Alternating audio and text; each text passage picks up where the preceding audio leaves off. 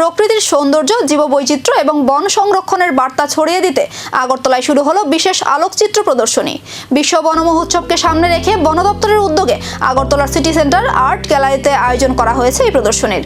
উদ্বোধনী অনুষ্ঠানে উপস্থিত ছিলেন বনমন্ত্রী অনিমেষ দেববর্মা, পিসিএফ তথা বন দপ্তরের প্রধান সচিব রবীন্দ্র কুমার শ্যামল সহ বন দপ্তরের অন্যান্য আধিকারিকরা।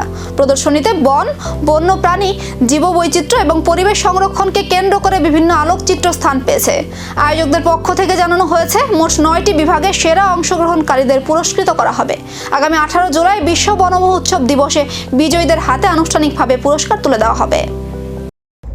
আজকে আমাদের ফরেস্ট ডিপার্টমেন্টের পক্ষ থেকে ফটোগ্রাফি এক্সিবিশন, কিছুদিনের মধ্যে আমাদের বন মহোৎসব হচ্ছে এবং বন মহোৎসবের প্লাগ লগ্নে আমরা এইগুলো ওয়াইল্ড লাইফ বা আমাদের ফরেস্ট রিলেটেড যে ফটোগ্রাফিগুলো, ত্রিপুরায় কি কি ন্যাচারাল বিউটি বা ন্যাচারাল সিন রয়েছে, এগুলো শহরের মাঝে যারা আছেন তাদের কাছে তুলে ধরা।